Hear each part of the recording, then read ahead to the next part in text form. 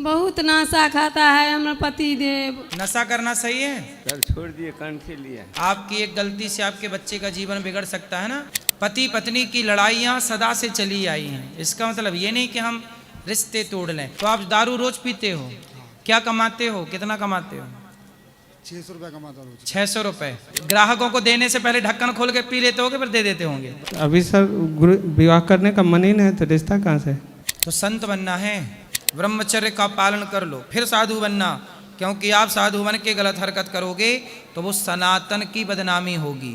वो जहर खा के अपना आत्महत्या कर ली। ऐसा है, पत्नी का धर्म है पति की सेवा करना, पर पति चला जाए तो परमेश्वर से संबंध जोड़ लेना। गुरुजी राधे राधे जी सादर प्रणाम आपको।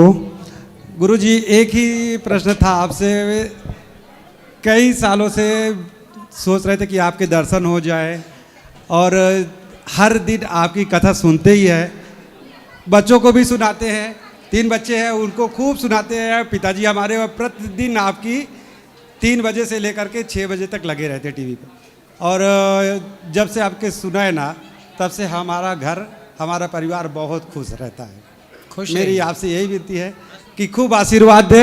और आपसे मेरा प्रश्न यही है कि जब से हम आपसे जुड़े हैं तभी से हम दिन और रात आगे बढ़ते गए हैं और आशीर्वाद की ज़रूरत है।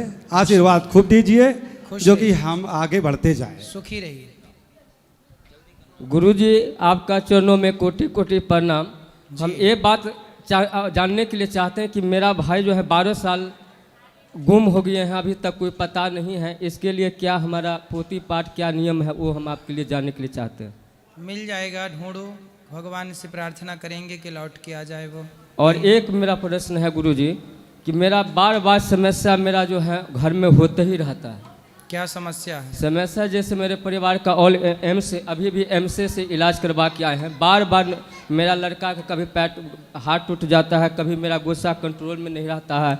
मेरा पति रोज कथा सुना करो। शराब पीते हो? जी हम तो कभी कभी पी लेते हैं। मेरा पत्नी तो बागेश्वर हमसे दीक्षा लिए हैं, लेकिन तो हम फिर कभी भी शराब पीते हो? कभी कभी पी लेते हैं। टेंशन हो जाता है तो पी काय लेते की टेंशन? हैं। मेरे पास में मेरा माँ बाप है नहीं, जितना भी हम कमाए। माँ बाप नहीं है तो शराब पियोगे? मतलब जिनके माँ बाप नहीं है वो सब शराब पिए आपके साथ? जिंदगी में 16-17 लाख रुपया मैं पत्नी के इलाज में मेरा चला गया। जमीन भी बेच दी। फिलहाल में 3-4 महीना पहले मेरा जमीन 12 लाख का बिक्री हो गया। सॉरी 8 लाख का। शराब ना पियो, मन लगा के काम करो, पैसे कमाओ, सब सही होगा। खुश रहो। जी बहुत नशा खाता है हमारा पति देव। तब अहाँ मोबाइल में देख लियन, तब अहाँ के चरण में एलियन। कहाँ से आई हो मैया? दरभंगा जिला से। कहाँ है पति? यह पति है। ये कौन सा नशा करते हैं? वो गांजा पीता है, दारू पीता है। तब अहाँ के मोबाइल में देख के तब एलियन, तब अहाँ के चरण में गिर लियन, तब वैष्णो हिला एलियन। बात कराओ पति से। क्यों पति जी क्या नाम है? अनुज लाल देव। अनुज जी लाल देव जी। तो आप शराब पीते हो? सर पी लेते हैं। गांजा पीते हो? नहीं, गांजा नहीं पीते हैं। नशा करना सही है? सर छोड़ दिए, कंठी लिया। अब नहीं पीना? नहीं पिए। पियोगे? नहीं। शराब पीते हो? गांजा पीते हो कि शराब? गांजा नहीं। ए बेटा माइक लो पास में, तुम छोड़ो, आप छोड़ो। गांजा पीते हो कि क्या? गांजा नहीं पीते हैं सर। गांजा नहीं पीते? नहीं, केवल शराब। जी। और क्या करते हो नशा? बस वही, सिर्फ वही पीते हैं। बच्चे क्या करते हैं? बच्चे खेती गृहस्थी करते हैं। अब ना पीना शराब है। शराब पीने से आपका कोई फायदा हुआ? जी नहीं। अब नहीं पीना? नहीं पक्का? पक्का आप पी। हम विश्वास कर लें? जी। तोड़ोगे तो नहीं? जी नहीं। अब मैया नहीं पियेंगे कह रहे हैं, बात कराओ। 4 गो लड़की है, 1 ठो लड़का है।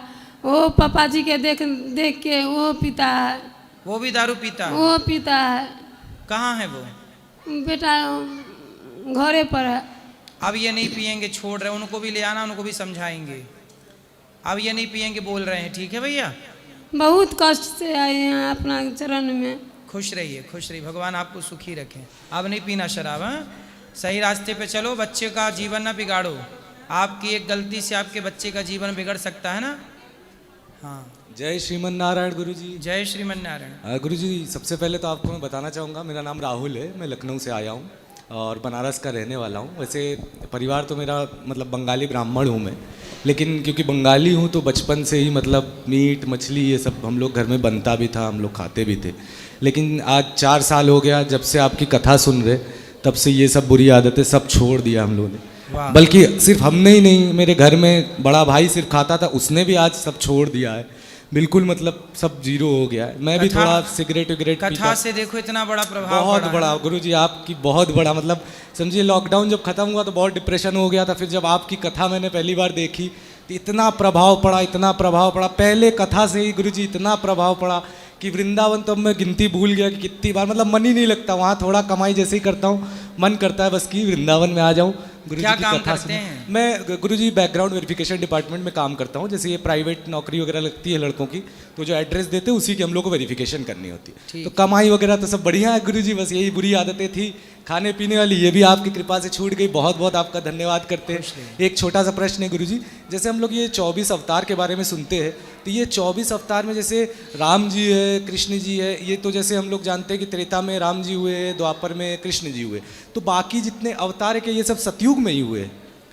अधिकाधिक अवतार भगवान के सतयुग में हुए। अच्छा, अधिक अवतार सतयुग में जी हुए हैं। अच्छा, बस इतना ही प्रश्न था। बहुत बहुत आपका कृपा है।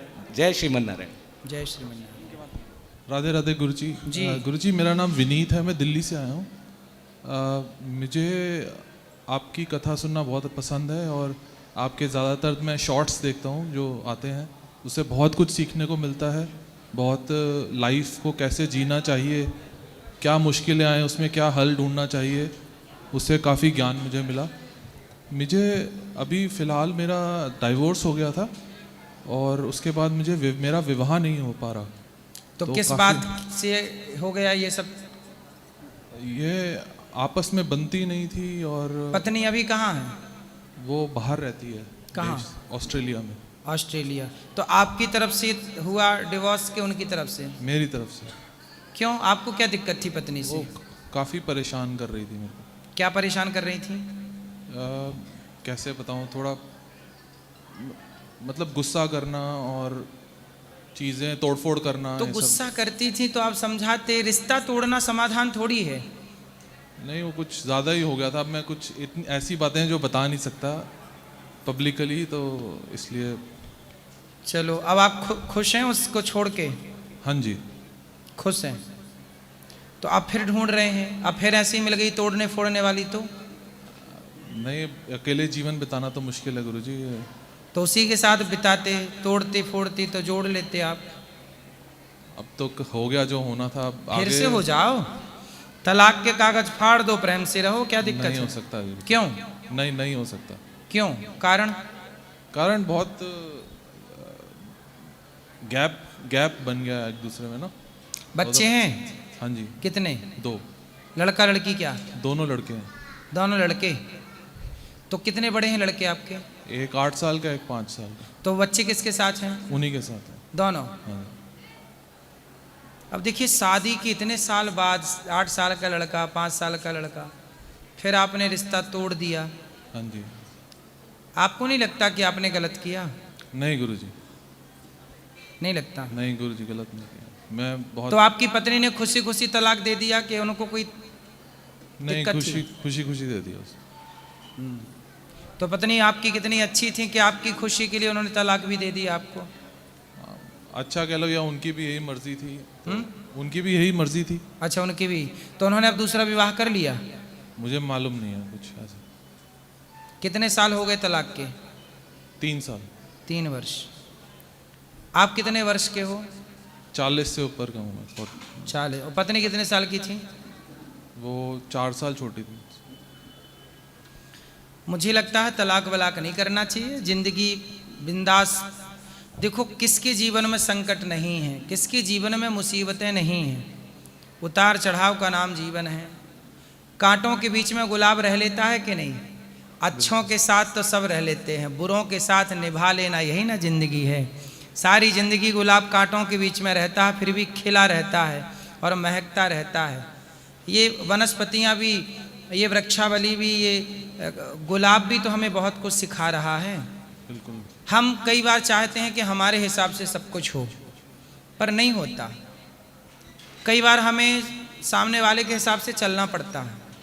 जीवन में यही तो है, कई बार अपने आप को बदलना पड़ता है। और याद रखिएगा, एक पत्थर उठाइए आप रास्ते का, वो पत्थर है, लेकिन वही पत्थर जब अपने आप को समर्पित करता है किसी मूर्तिकार को, और मूर्तिकार जब उसी की छिलाई करता है छैनी हथौड़ी से, और जब पत्थर कुछ नहीं बोलता, सहता है हर चोट, तो वही पत्थर पूजने लगता है भगवान बन करके, है ना।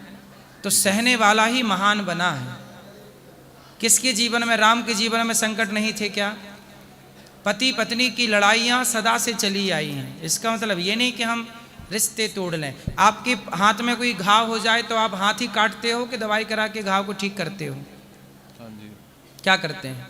नहीं, ठीक करते हैं, पर वो जख्म इतना गहरा हो गया था कि काटना ही पड़ा। नहीं, कितना भी जख्म गहरा हो, हाथ नहीं काटा जाता, नहीं तो पूरे शरीर में जहर फैल जाता। जहर की स्थिति बनी नहीं ना आपकी, यूं ही काट दिया आपने। पति पत्नी के बीच में मुझे लगता है विवाह के पहले खूब बढ़िया से देखना चाहिए, बिल्कुल नहीं, एक दूसरे को समझना चाहिए, बातचीत कर लेनी चाहिए और फिर विवाह करना चाहिए। जल्दबाजी में विवाह नहीं करना चाहिए। तो आपका विवाह कैसे हुआ था, जल्दबाजी में कि राजी मर्जी से? जल्दबाजी में। किसकी जल्दी थी? दोनों की जल्दी थी। आपकी भी? हाँ जी। उनकी भी? हाँ, 2 हफ्ते में ही हो गया था विवाह। तो जब आप दोनों ही जल्दी में थे तो फिर आप क्यों परेशान हो? तो गलती भी तो आपकी थी फर्स्ट में। बिल्कुल गलती तो मेरी। पानी पियो छान के, विवाह करो जान के। चलो भगवान करें आप सुखी रहें, यही प्रार्थना है। मैं आपकी क्या सेवा करूं ये बताइए। आप कोई उपाय बता दीजिए गुरुजी, या काय का? कैसे मेरी जिंदगी आगे बढ़ेगी। फिर विवाह करना है? हाँ जी, हाँ जी। फिर वहीं से निकल के आए हो, फिर वहीं जाओगे? वही रास्ता ही वही है। हम तो गृहस्थ जीवन के ही हैं, हम तो संन्यास तो ले नहीं सकते। क्यों नहीं ले सकते संन्यास? चिंतन भगवान का करके भगवान में क्यों नहीं डूब सकते? अब गृहस्थी का सुख तो ले लिया, अब भक्ति का ले लो। मुश्किल है जी हमारे लिए, आपकी राह जो है बहुत मुश्किल है। हम जैसे आम जनता। नहीं, हम भी गृहस्थ हैं, हम भी गृहस्थ हैं। नहीं कर पाएंगे। हम भी गृहस्थ हैं, आपकी तरह हम भी गृहस्थ हैं, लेकिन परिस्थितियों को समझते हैं हम लोग। हर उतार चढ़ाव किसके जीवन में नहीं थे या नहीं है। निर्णय गलत लिया आपने तलाक का, ठीक है, अभी भी मान जाए तो मना लो। नहीं गुरुजी। क्यों नहीं? नहीं, कोशिश करी थी घर वालों ने, पर बात आपने नहीं की कोशिश? नहीं, मैंने भी की थी, बाद में की थी मैंने। बात की थी आपने? हाँ जी, हाँ। तो क्या बोला उन्होंने? नहीं, वापस नहीं कराना साथ। आप तो पति हैं, आपने पत्नी का साथ क्यों छोड़ दिया? सब बहुत परेशान हो गया था मैं, बच्चों की थोड़ी जिंदगी खराब ना हो, इसलिए मैं घर से निकल आया। चलो भगवान करे अब आप सुखी रहें। आप कोई उपाय बताइए गुरुजी। मैं उपाय, आप क्या करते, काम धाम क्या करते हो? मैं जॉब करता हूँ आईटी में। आईटी सेक्टर से हैं आप? हाँ जी। कितना कमा लेते हैं? 12 लाख साल का, 1 लाख 1 महीने। 1 लाख रुपए महीना? फिर ठीक है, पैसे हैं तो आप बोलिए सबको कि भाई हम पैसे कमाते हैं, हो जाएगा विवाह। नहीं गुरुजी, आजकल तो सब, एक से किसी से बात हुई थी तो उन्होंने कहा कि आपका 4 लाख कम है तो मैं नहीं करूँगी शादी। अच्छा, एक लड़की से बात हुई थी? हाँ जी। तो बोले 4 लाख कम कमाते हो? हाँ। तो 4 लाख बढ़ाओ ना अपना। कैसे, झूठ थोड़ी बोल सकते हैं गुरुजी। नहीं तो आप बढ़ाओ थोड़ा। अच्छा, नहीं, वो तो जैसे बढ़ेंगे अपने आप बढ़ेंगे, मैं तो मतलब लड़की ने मना कर दिया कि पैसे कम हैं? हाँ, ऐसे बहुत, ये तो एक बात बता रहा हूँ, ऐसे बहुत लड़कियों ने की। तो उसको ज़्यादा चाहिए? हाँ, बराबर चाहे ज़्यादा। बराबर में फिर भी मान जाएंगे, लेकिन वो भी मना कर सकते हैं, लेकिन ज़्यादा ही होना चाहिए। मतलब देखो क्या स्थिति बन गई, आजकल व्यक्ति से कोई लेना देना नहीं, पैसों से विवाह है, पैसों से संबंध है। ऐसे में कैसे भारत देश का भला होगा? तभी आपके पास आए गुरुजी, कोई आप चिंता ना करिए, भगवान कृपा करेंगे, रास्ता सुझाएंगे भगवान। आप बोलिए ना, कोई है आपकी जानकारी में, या आप अब देखो, आपके तो इतने भक्त हैं। अब देख लो भाई, ये लड़का है 40 साल का। कितने 40 साल के? हाँ जी। 40 साल का है, 1 लाख रुपया महीना कमाता है। देख लो, पत्नी को तलाक दे चुके हैं, अब और कौन है? बोल दिया हमने तो। धन्यवाद गुरु जी। अब इस स्थिति को कोई स्वीकार कर ले, फिर आपकी शादी हो जाएगी। चलो यहाँ दो। राधे राधे गुरु जी। चला लो मोबाइल। हेलो, राधे राधे गुरु जी। जी गुरु जी, क्या सपने सच होते हैं? कुछ सपने सच होते हैं, कुछ नहीं होते। गुरु जी, हम आपसे 3 साल से जुड़े हुए हैं टीवी से माध्यम से। हम कथा डेली सुनते हैं आपकी, सुबह मॉर्निंग में जगते हैं तो आपकी कथा सुनते हैं। और गुरुजी, मैंने सपना देखा था, आपको स्वप्न में देखा था उसी दिन, और गौरी गोपाल आश्रम उस दिन हम पहली बार आया था जिस दिन आपको स्वप्न में देखा था। आपसे मेरी बातें हुई थी स्वप्न में, पर उस दिन मैं आया जरूर था यहाँ पर, आपसे वार्तालाप नहीं हो पाया, मैंने कोशिश भी करी। अब बताओ सवाल क्या है? सवाल यही है गुरुजी, मैंने उस दिन आपको सपने में देखा था, मेरे को जाना था ड्यूटी, मैं ड्यूटी गया, बाइक उठाई, बैग उठाया, और ड्यूटी तो मैं जा नहीं पाया, पर गौरी गोपाल आश्रम पहुँच गया जैसे तैसे। स्वप्न में देखा आपको, और दर्शन स्वप्न में सच हो गया है आके। चलो अच्छा है, यही भगवान सुखी रखे। महाराज जी नमस्कार, राधे राधे जी। मेरा लड़का दारू ज़्यादा पीता है, बहू भी इधर बैठे है, बहुत परेशान है। इनको कितना भी समझाता हूँ फिर भी नहीं समझते, फिर ज़्यादा पी जाते हैं, बहू परेशान। बात कराओ, कहाँ से आए हैं आप?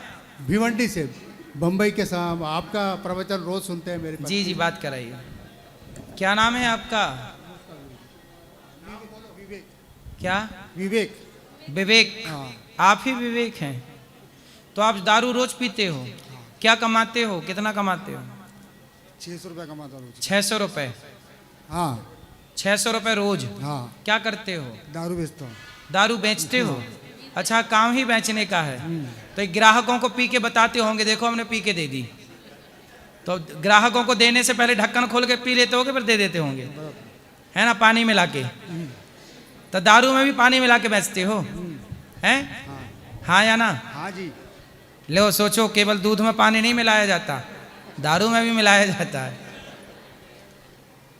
पानी मिलाते हो कि नाले का पानी मिलाते हो? बोरिंग का। हैं? बोरिंग का। बोरिंग का। हाँ। गंदा पानी नहीं?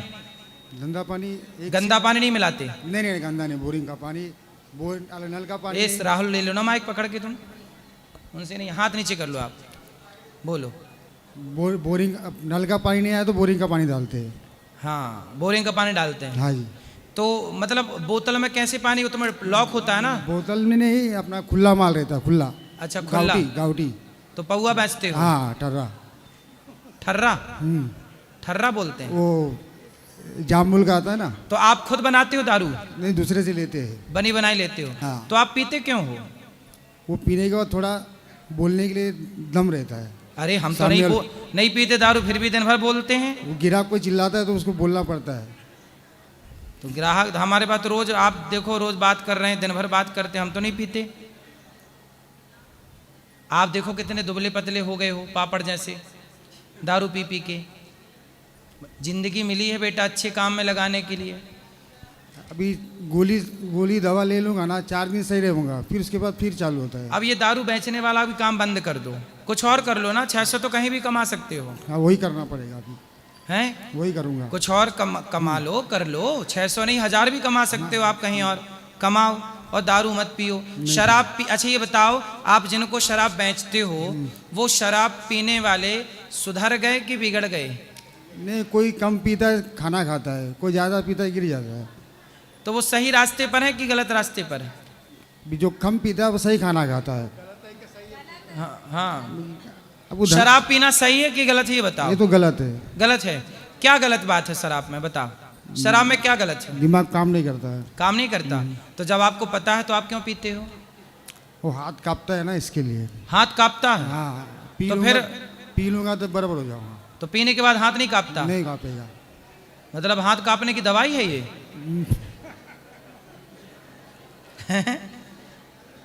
तो मतलब बूढ़े लोगों का जो हाथ कांपता है बुढ़ापे में शरीर, तो उनको भी पीना चाहिए दारू क्या? बताओ। आपकी शादी हो गई? हाँ। बच्चे हैं? बच्चे नहीं है। पत्नी को भी पिलाते हो दारू? नहीं नहीं नहीं और पिताजी पीते हैं शराब? नहीं नहीं, भगवत गीता पढ़ाते हैं। तो आप क्यों बिगड़ गए भैया? पिताजी भगवत गीता पढ़ते हैं। ये लॉकडाउन से हो गया सब। अब ना ये शराब की दुकान छोड़ दो, आप काम छोड़ दो, दूसरा काम कर लो। सही करता कोई हूँ। और काम कर लो। 1000 रुपए महीना, मतलब 1000 रुपए पर डे कमाओ, क्या दिक्कत है? करता हूँ। लेकिन आप पक्का आप प्रॉमिस करो कि दारू नहीं पियोगे। शराब पीने से जिंदगी बर्बाद हो गई। आपका शरीर खराब हो रहा है, आपका पैसा खराब हो रहा है, घर वालों की चिंता है, आपका बच्चा कल पैदा होगा, वो बच्चा क्या कहेगा कि मेरा बाप दारू पीता है। क्या संस्कार दोगे बच्चों को? किस रास्ते पर चलेगा बच्चा आपका? एक व्यक्ति आपकी गलती से आपका पूरा परिवार परेशान है कि नहीं? हाँ। है या नहीं? तो अब मुझे पक्का प्रॉमिस करो शराब ना पीना। जितने लोग शराब पीते हैं सब लोग बर्बाद हो गए, परेशान हैं। शराब पीने से किसी का जीवन सुधरता तो शराब पीने वाले सब ना अच्छे रास्ते पर होते। शराब पीने वाला काम नहीं करता, गरीब रह जाता है, परिवार को टाइम नहीं देता, बच्चे अनाथ हो जाते हैं, पढ़ लिख नहीं पाते। आप बेटा, जिंदगी भगवान ने दी है, अनमोल शरीर है, एक दिन शरीर नहीं रहता, मर जाता है ना व्यक्ति। अच्छे काम करके चलना चाहिए। शराब पी के क्या मिलेगा आपको? आपका शरीर पहले कितना अच्छा था, अब देखो बिल्कुल सूख गया। तो शराब आपको परेशान कर रही है कि नहीं? तो अब नहीं पीना। आप चाहोगे तो शराब छोड़ दोगे, और जब आप छोड़ दोगे तो समाज आपसे सीख लेगी कि देखो विवेक जी ने शराब छोड़ दी तो हम क्यों नहीं छोड़ सकते। समाज के लिए आप प्रेरणा बन जाएंगे, समाज आपसे सीखेगी। दवा 2-3 दिन लेता हूँ, हैं? 2-3 दिन दवा लेता हूँ, फिर जाना छोड़ देता हूँ, फिर अपना दूसरा अब काम लेकिन करता आज मेरे को पक्का प्रॉमिस करो, पहले तो दारू बेचना छोड़ोगे हूँ। हाँ और फिर पीना साथ में छोड़ हाँ। दोगे। पक्का? पक्का पक्का। अब नहीं पियोगे? नहीं सॉरी, खाओ माँ कसम के दारू नहीं पियोगे, माँ कसम नहीं पीऊंगा। शराब नहीं पियोगे। नहीं पीऊंगा। ठीक है। सर ये रोज ऐसे ही बोलते हैं और दूसरे दिन उसका चालू ही रहता है, और दवाई भी लाते हैं ना, ठीक से खाते नहीं हो। अब नहीं पीना भैया है? अब बोल रहे हैं माँ कसम खाई है इन्होंने। जय श्री कृष्णा, राधे राधे गुरुजी। जी गुरुजी के चरणों में दंडवत प्रणाम। गुरुजी मेरा है ना भगवान में मन नहीं लगता। मम्मी मेरे एक्सपायर हुए 1.5 साल हो गए जब से। कौन एक्सपायर हो गया? मेरी मम्मी। कितने साल की थी माँ? 50 साल की। क्या हो गया माँ को? मम्मी को ब्रेस्ट कैंसर था उस टाइम पे। अब मन नहीं लगता आपका? कभी कभी होता है, जैसे महीने में 2 बार कर लिया पूजा पाठ, फिर मन नहीं होता भगवान में। पूजा पाठ में मन नहीं लगता बिल्कुल। क्यों नहीं लगता मन? कारण? इच्छा ही नहीं होती भगवान बिल्कुल भी, कि भगवान ने माँ जैसी चीज छीन ली मेरे से। मेरा सब कुछ थी मेरी मम्मी। पति हैं? हाँ है ना, बच्चे हैं 2। भगवान ने छीन लिया, भगवान ने छीन लिया। भगवान ने दिया क्या आपको? क्या क्या मिला आपको? मिला ज्यादा है कि छीना ज्यादा है? सब भगवान के आशीर्वाद से मिला है, पर एक माँ की जगह कोई ले सकता है क्या? हाँ, बच्चे को भगवान की जगह भगवान ही ले, माँ की जगह भगवान। त्वमेव माता च पिता त्वमेव। भगवान ही हमारे असली माता पिता हैं। माँ तो देखो संसार है, यहाँ तो आपको भी एक दिन जाना पड़ेगा, माँ को भी जाना पड़ा। बीमारी एक बहाना है, पर जो व्यक्ति जितने वक्त के लिए आता है काम करके जाता है। जिस दिन आप पैदा हुई थी उस दिन ही तो आपकी माँ जा सकती थी, लेकिन माँ अभी गई, शादी ब्याह करके गई आपका। तो फिर बेटा भगवान से माँ का क्या लेना देना? हर व्यक्ति अपने कर्मों का फल भोगता है, भोग के मर जाता है। हमें भी तो मरना है, आपको भी तो मरना है। जी। भगवान का क्या कसूर है इसमें? पर मन ही नहीं लगता ना, क्योंकि बच्चा छोटा हो या बड़ा हो, हर टाइम में उसकी एक माँ की ज़रूरत रहती है ना। उसी प्रकार की चलो कोई तो है, बच्चे में लगे रहते हैं, पर हस्बैंड है वो उनके ऑफिस में लगे रहते हैं, तो माँ की तो याद आती ना, कुछ भी टाइम होगा तो आप माँ से बात करती थी? हाँ, मम्मी के पास रही थी, उनकी जितनी सेवा हो सकी उतनी करी थी मम्मी। तो आपके भाई नहीं है? मेरे 3 भाई है, 2 की शादी हो गई है, एक छोटा वाला है, उसकी जिम्मेदारी मेरे पे कि इसको तू शादी करना, इसकी अच्छी लड़की देख के। अब बस उसी प्रयास में रखी हूँ मैं। पिता हैं आपके? हाँ पिताजी हैं। हाँ तो पिता है ना, माँ ने पिता पूरी... का होना नहीं होना एक ही वो बात है, मतलब माँ की जगह कोई नहीं ले सकता ना। माँ के बगैर माई का मतलब पिता की जगह कोई ले सकता है नहीं, पर मम्मी की जैसे माँ के बगैर माई का खाली जैसे मन ही नहीं करता ना बिल्कुल जाने का वहाँ पे बिल्कुल भी। पर माँ को भी तो जाना ही पड़ेगा ना एक दिन। कब तक रहेंगी माँ? हर चीज का कसूर भगवान को क्यों? भगवान ने तो आपको सब कुछ दिया, मानव जीवन दिया, बच्चे दिए, पति दिया। अब जो उम्र हो गई तो ना जाए, इसलिए भगवान ने जो दिया है उसका धन्यवाद दीजिए। और माँ का अपना टाइम पूरा हो गया, अपनी जिम्मेदारी पूरी हो गई। आप देखो अभिमन्यु कितने साल में चले गए, यहाँ देखो अभिमन्यु कितने साल में चले गए। अभिमन्यु उस समय 20 साल के थे, 20 साल में ही चले गए। तो अब भगवान के सगे भांजे हैं, पर चले गए कि नहीं? ये मृत्यु लोक है, यहाँ सबको जाना है। मौत किसी की आए तो ऐसे परेशान ना हुआ करो, मरना सबको है। भगवान में अपना काम करो, बच्चों को पढ़ाओ लिखाओ, संस्कार दो। गृहस्थ जीवन में बीच में उतार चढ़ाव आए थे, ये थोड़ा ध्यान नहीं रखते। इनको बोलती हूँ मैं थोड़ा कि ध्यान रखो। किसका? मेरा, परिवार का, बच्चों का। ये कौन है? पति, हस्बैंड है। पति हैं, तो ये ध्यान नहीं रखते? काम ज्यादा रहता है इनको सर। तो काम नहीं करना चाहिए? काम भी जैसे आप सब मैनेज कर रहे हैं ना सर, काम करना चाहिए। थोड़ा परिवार बात कराओ, चलो। जय श्री कृष्ण। आप पत्नी का ध्यान नहीं रखते? रखते हैं गुरुजी, लेकिन सर्विस भी जरूरी है ना, जॉब भी जरूरी है। मतलब इसको मैं बोलता हूँ कि तू अपने में खुश रहे, भगवान में ध्यान लगा। तो ये अपने में खुश नहीं रहती? नहीं, अपने में खुश नहीं रहती है। मतलब भगवान में ध्यान लगाना चाहिए। घर में कोई कमी नहीं है, हम 4 ही लोग हैं पूरे घर में। तो मैंने बोला अपना काम करो, भगवान का ध्यान दो, बच्चों का ध्यान दो। तो ये किन का ध्यान करती हैं? ये मतलब इसका स्टेबल नहीं है, मन स्थिर नहीं है, मन स्थिर नहीं है। अब जो चला गया महाराज जी, उसको तो कोई नहीं ला सकता है ना। सही है, जो बीत गया उस पल को याद करेंगे तो केवल रोना पड़ेगा, इसलिए बीते हुए पल को इतना याद ना करिए, ठीक है? महाराज जी मेरा एक प्रश्न था आपसे। महाराज जी एक मेरा प्रश्न था, जब मैं 10 साल का था तब हमने गुरु मंत्र लिया था। हमारे महाराज जी सिखराम दास मोनी बाबा अभी प्रयागराज महाकुंभ में उन्होंने परम पद को प्राप्त कर लिया। अभी भी मेरा मन उन्हीं में ही है, उन्हीं को मानता हूँ। लेकिन अब वो शारीरिक रूप से तो उपलब्ध नहीं है, तो उसका अल्टरनेट क्या करना चाहिए? भगवान का नाम जपो और कोई जो अच्छा लगे उनको गुरु बना के, और उन्हीं को उन गुरु में दर्शन करो और खुश रहो। काम कम करो, 1 घंटा कम काम करो। आप वो समय पत्नी और बच्चों को दो। आपका धर्म केवल पैसा कमाना नहीं है, पत्नी और बच्चों को टाइम देना भी आपका धर्म है। बात समझ में आई? जी महाराज जी। तो आप अपनी पत्नी को इतना टाइम दो, इतना प्रेम करो कि उन्हें अपनी माँ की याद ना आए। जी ठीक है। जय श्री कृष्ण। जय श्री कृष्ण। महाराज जी आपसे दर्शन करके बहुत अच्छा लगा। बस आपका आशीर्वाद ऐसे बनाए रखना मेरे परिवार पे, बच्चों। खुश रहिए, कथाएं सुनते रहिएगा। गुरुजी के चरणों में कोटि कोटि प्रणाम जी। मेरा ये कहना है कि मैं पहले सन 2012 से काशी के व्रत रहती थी जी। तो पहले मैं भोजन बना के मतलब मंदिर दिया करती थी जाके। तो वो लोग वहाँ पे भोजन उसमें से गाय को निकाल देते थे सब, और बस खाली दक्षिणा वगैरह रख लेते थे। तो मैं जब से 12 साल यहाँ आई थी तो तब से मैंने ये प्रण लिया कि मैं अब सुबह को भोजन द्वादशी वाले दिन नहीं निकालूंगी और उसकी जगह में पैसे गुल्लक में इकट्ठे करूँगी। सही है। मैंने गुल्लक में पैसे इकट्ठे करने शुरू किए और 1 साल के बाद ही फिर मैं यहाँ आ गई।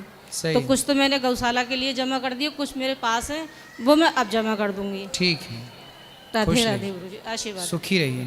बात करो, छोड़ो माइक, आप बोलो। गुरुजी मैं आती हूँ बार बार आपको पास।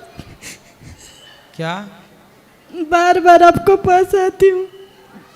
बताओ क्या प्रश्न है आपका? गुरुजी मेरा पति 2 बार आए, दोनों बार आप समझो नहीं समझते। कहाँ है पति? मुंबई। तो क्या हो गया पति को? और बार बार शराब पी पी कर मारते कर आते रहते। शराब पीते हैं, मारते हैं आपको? हाँ। अब 2 बार समझाए थे, एक बार कार्तिक में, एक बार होली पर। तो समझे नहीं? फिर बच्चे हैं? 2 है लड़का। पति करते क्या हैं? डिप्टी वो कलर कंपनी में काम करते हैं।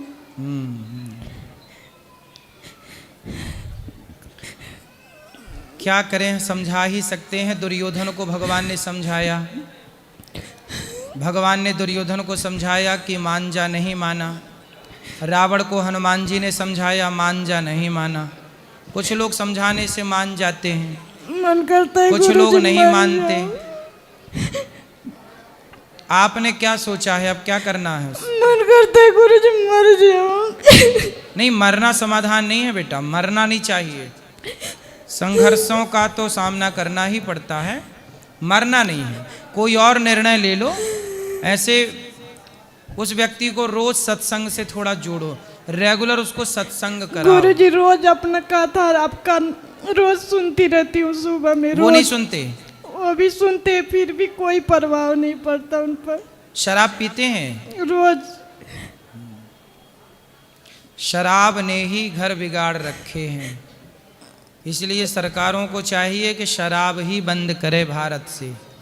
यदि भारत को समृद्ध बनाना है तो शराब बंद होनी चाहिए।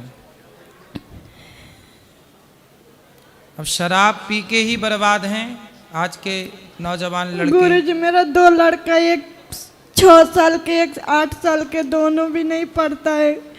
मेरे को वही टेंशन रहता है, मैं क्या करूं गुरुजी, कुछ समझ में नहीं आता। नहीं, आप टेंशन मत पालो। देखो, आपका काम है समझाना, हमारा काम भी समझाना। समझना ना समझना उनका काम है। बच्चों को ले आना, समझाएंगे, बात करेंगे।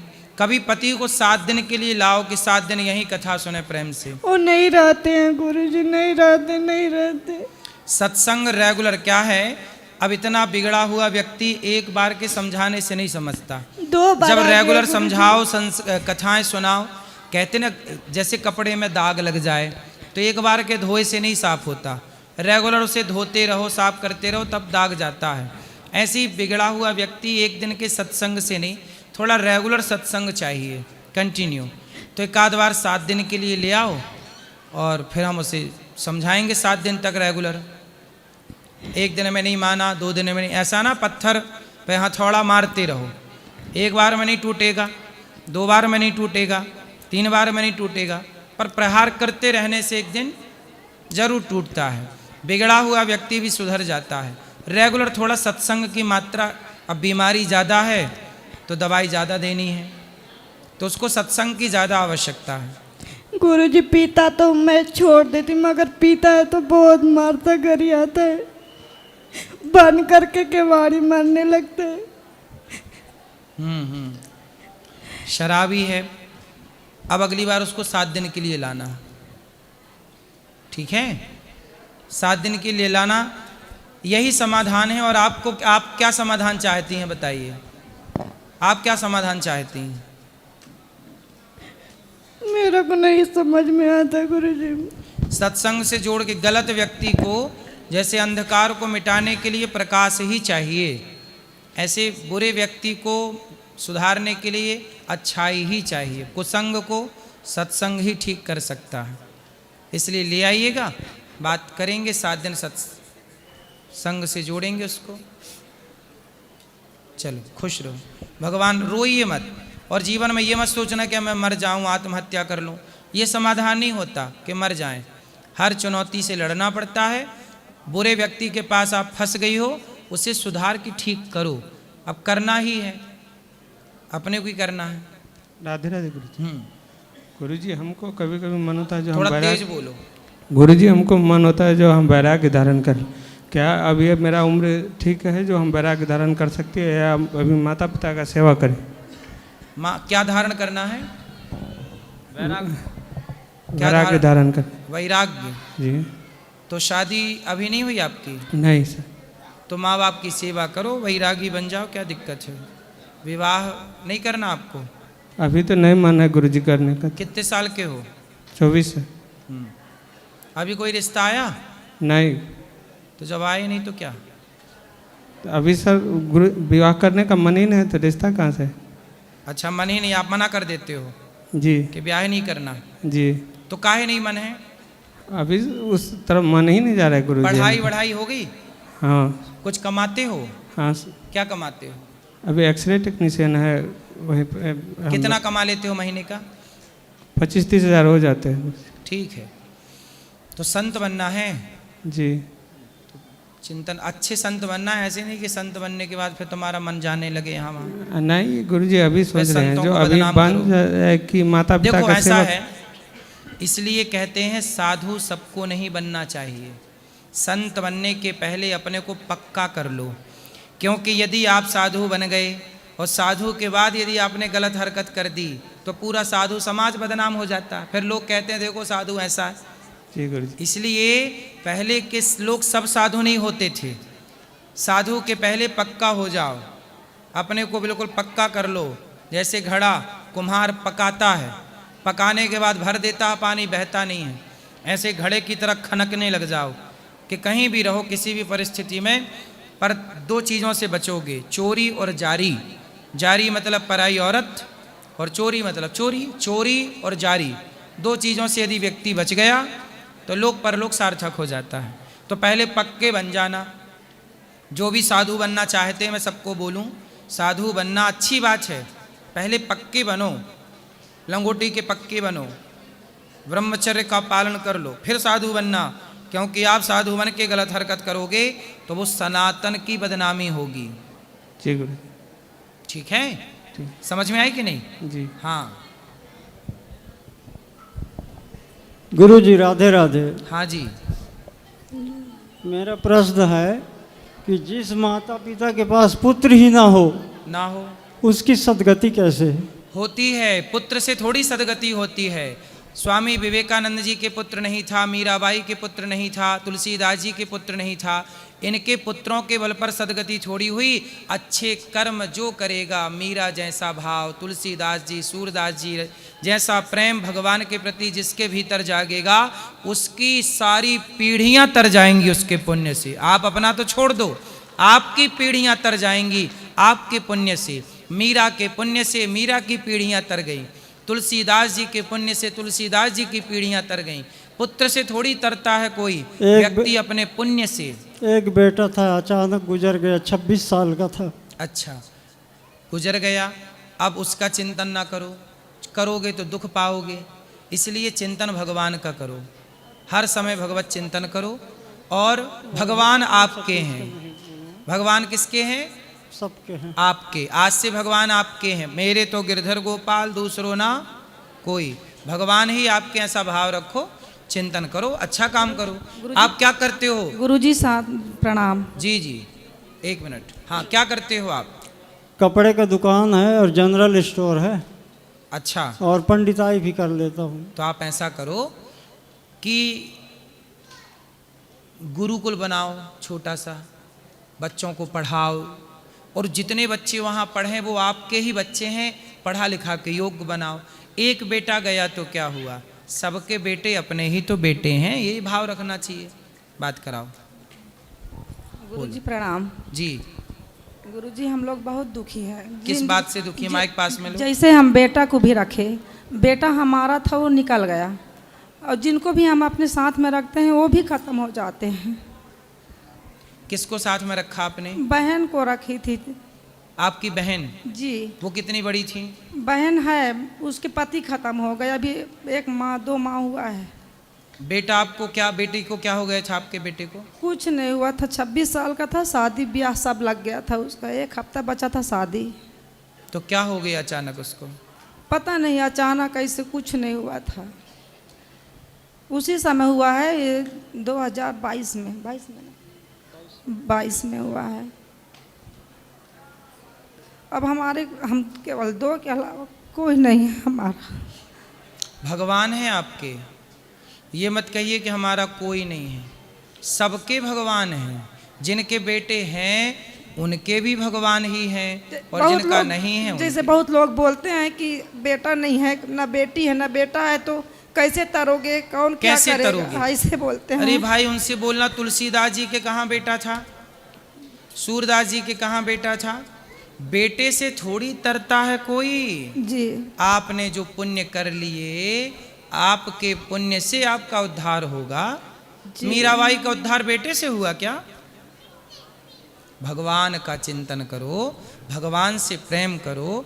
जितना बेटे के लिए संसार की बातों से आप लोग परेशान होते हैं, और परेशान होके जितना रोते हैं, इतना भगवान की याद में रोइए, भगवान के सहारे रहिए जी। और भला काम समाज के लिए जितना कर सकते हैं करते रहिए। जी।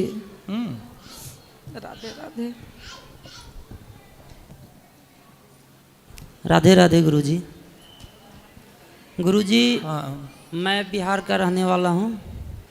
मैं कटिहार जिला से आया हूँ जी। और मेरा एक प्रश्न है ये कि मैं एक गाय लेना चाहता हूँ। गाय ले लो। देसी गाय जी, ले लो। हमारे तरफ कोई भी देसी गाय नहीं है, पूरा जर्सी गाय है। कहाँ? बिहार में। हाँ, मैं गया बिहार, देखा, वहाँ देसी गाय का दर्शन भी मुश्किल है। जी मैं जी। जर्सी है। सही जी। है। तो आपको देसी गाय रखना चाहिए, बात सही है जी। बिहार की गाय का नाम है बछौर। जो बिहार की नेचुरल गाय है उसका नाम क्या है? वो बछौर गाय। आप देख लीजिए, मिल जाए कहीं तो होगी, ऐसा नहीं कि नहीं होगी, जहाँ होगी वहाँ से आप लीजिए और बछौर गाय को रखिए। वो बिहार की ही नेचुरल देसी गाय है जी। वो बिहार की गाय की वंशावली भी नष्ट ना हो ना। जी। हमने पूरा प्रयास किया लेकिन हम लोगों को कहीं नहीं मिला, और कहीं मिला भी तो क्रॉस मिल रहा है। तो इसके कारण से हम सोचे थे कि जाते हैं गुरुजी के पास। सोचिए, अब ओरिजिनल गाय मिलना मुश्किल है। गाय मिल जाती है बेटा, मिल जाएगी आपको, शुद्ध गाय मिल जाएगी। यहाँ पे जो गाय का काम करते हैं उनसे बात कर लीजिएगा। जी। खुश रहिए। राधे राधे गुरुजी। गुरुजी, मैं गोरखपुर कुशीनगर जिले से आया हूँ जी। अपने मम्मी पापा के साथ। मम्मी पापा के माता पिता के साथ। गुरुजी, मेरा सवाल ये है कि क्या प्यार करना चाहिए, और प्यार करना चाहिए तो मतलब किससे करना चाहिए और किससे नहीं करना चाहिए? आपने किससे किया है? अपने माता पिता और भगवान से। कोई छोरी ओरी तो नहीं है? एक है गुरुजी। वो तो कहा 2-4 चाहिए? नहीं, मतलब अच्छी बात है या नहीं? शादी कर ली आपने? अभी तो नहीं। शादी कर लो, फिर अपनी पत्नी से प्यार करना। अच्छा। किसी लड़की के चक्कर में ना पड़ना, प्यार व्यार लड़की से ना करना। लड़की का कोई प्यार व्यार नहीं होता। अच्छा। इसके लिए गीत है कि कसम वादे प्यार वफा सब बातें हैं, बातों का क्या। कोई लड़की आपको आई लव यू कहे या कोई लड़का आपको आई लव यू कहे, लड़की के लिए बोल रहा हूँ, लड़की के लिए कोई लड़का आपको आई लव यू कहे तो उस आई लव यू को सच मत मान लीजिएगा, क्योंकि ये सब बातें हैं। और इन बातों का क्या, लोग अपने हवस की पूर्ति के लिए आपको आई लव यू कहते हैं, अपनी ज़रूरतें पूरी करके आपको छोड़ के चले जाते हैं। तो आप बेटा लड़का हो, किसी लड़की को धोखा मत देना। नहीं गुरुजी। उसका शोषण मत कर लेना। नहीं गुरुजी, मैं तो ये नहीं सोचा हूँ अभी। प्यार व्यार के चक्कर में क्यों पड़ना, शादी कर लो जल्दी से। कितने साल के हो? 17 साल का। 17? हाँ जी। और अभी से प्यार हो गया आपको 17 साल में? वो लड़की कितने साल की है? हमारे एज की लगभग होगी। वो भी 17 की है। देख लो 17 साल के बच्चे प्यार कितना बढ़िया कर रहे हैं। बेटा मन लगा के पढ़ लो, कुछ काम धाम कर लो, सफल बन जाओ, है ना। बाद में थक जाओगे प्यार कर करके बेटा। तो गुरुजी मतलब लड़कियों से प्यार करना गलत है? हैं? लड़कियों से प्यार करना गलत है? भाई अपनी पढ़ाई से प्यार कर लो। ओके गुरुजी। पढ़ाई से प्यार करो, पढ़ो।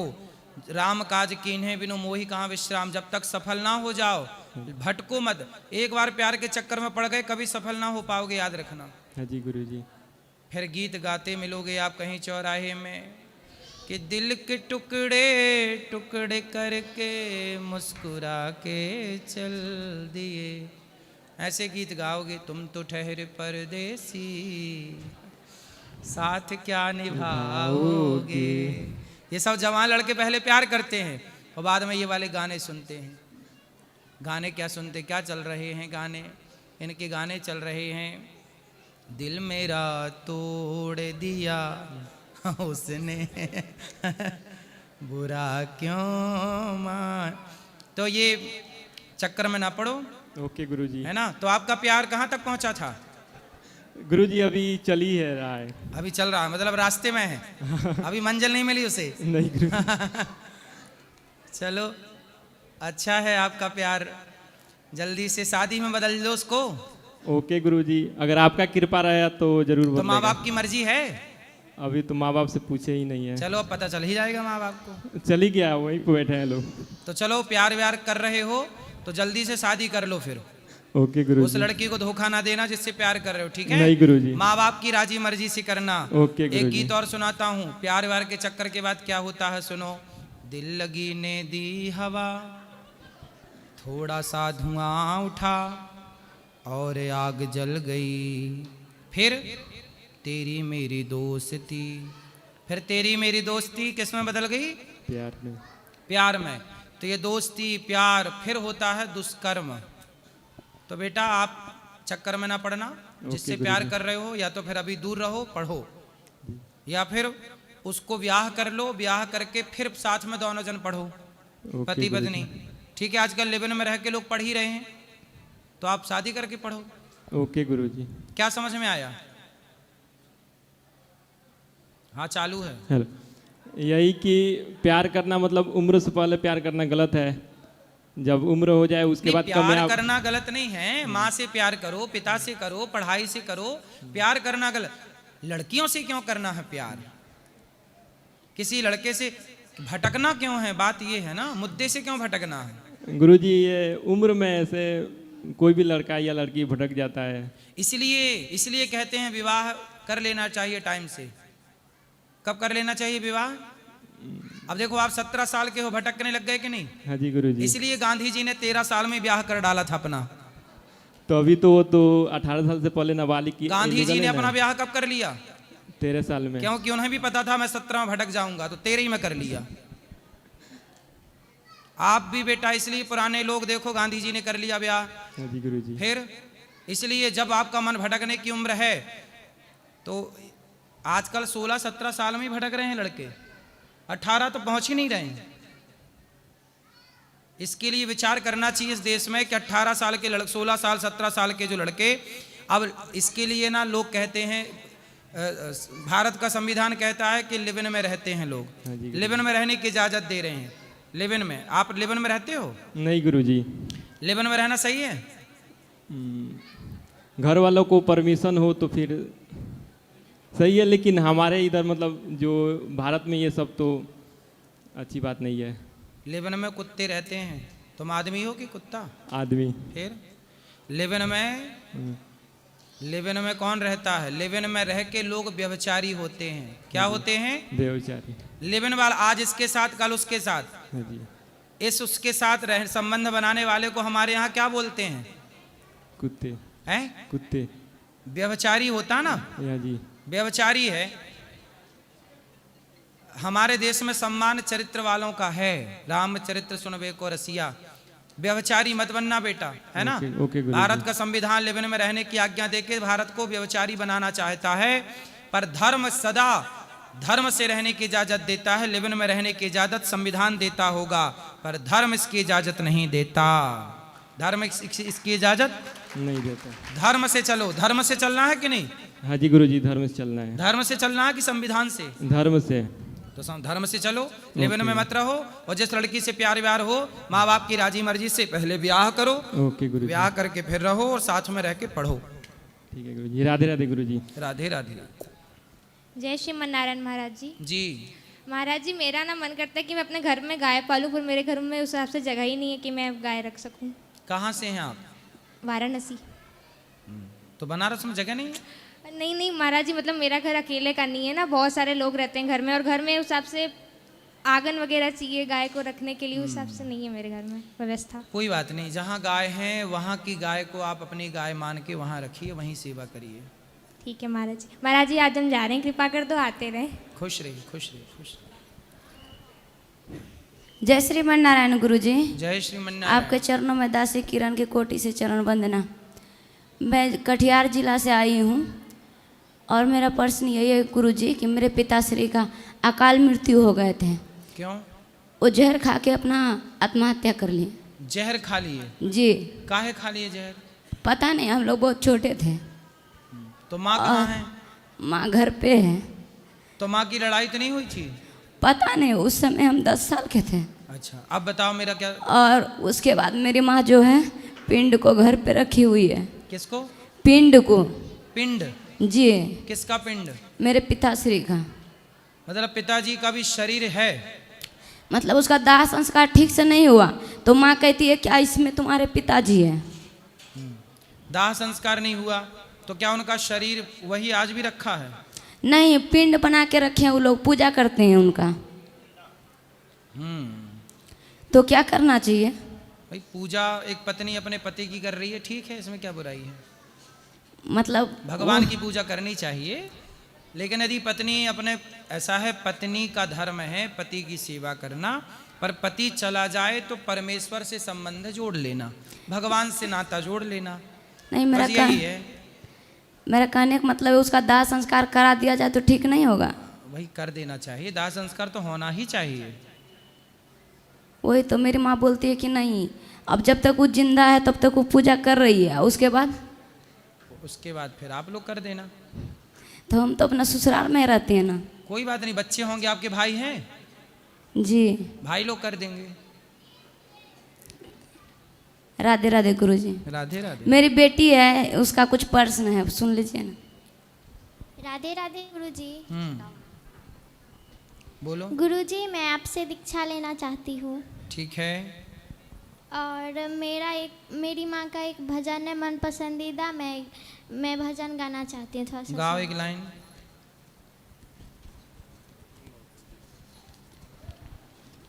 बोलो। स्वर्ग से सुंदर सपनों से प्यारा है गौरी गोपालाश्रम, हम पर रहे बरसता यूं ही गुरुजी आपका प्यार, गुरुजी का प्यार न रूठे, कभी गौरी गोपालाश्रम न छूटे, गुरुजी का प्यार न रूठे, कभी गौरी गोपालाश्रम न छूटे। इस मथुरा वृंदावन धाम में रहते हैं मेरे कृष्ण राधा रानी, इसके लिए तो जीना है मेरे जान से भी प्यारी, यहाँ मिलेंगे श्री कृष्ण और मिलेंगी राधा रानी, गुरु जी का प्यार न रूठे, कभी गौरी गोपाल आश्रम न छूटे। सुंदर, खुश रहिए, खुश रहिए। जय श्री वरनारायण गुरुजी। जी गुरुजी, मैं ये पूछ रहा हूँ क्या चमड़े का शूज यूज कर सकते? काय का? जैसे चमड़े का जूते होते। चमड़े का क्या यूज करना है? जैसे ड्यूटी करता हूँ, मैं जूता पहनता हूँ चमड़े का। चमड़े का जूता? चमड़े का जूता तो महंगा आता है ना। वे आते हैं हैवी ड्यूटी में जो भी 400-500 रुपये के आते हैं जो भी। अच्छा, चमड़े का जूता 500 का आ जाता है? हाँ, ड्यूटी में करते हैं ना, लोहे का काम रहता है ना। देख लो चमड़े का, यदि आपके काम में उसकी ज़रूरत है। हाँ जरूरत है, हमें थोड़ा बुरादा कट के गिरता है ना, उसमें चुभता है, तो इसलिए थोड़ा पहनना पड़ता है। यदि आपके इस काम की ज़रूरत है, जैसे चमड़े का जूता उता, किसी का चमड़ा जूता उता चमड़े के पहनने से क्या है, जानवरों को मारा जाता है, इसी चक्कर में के जूता बनेंगे फिर उसके। ऊँट को मारा जाता है। ऐसा भी है कि जो जानवर नेचुरल मर जाते हैं उसके भी जूते बना दिए जाते हैं। तो नेचुरल मर जाए कोई जानवर, फिर उसके जूते बनाए और वो आप पहने तब तो सही है, पर केवल जूते के पर्पज से किसी को मारा जाए वो तो गलत है।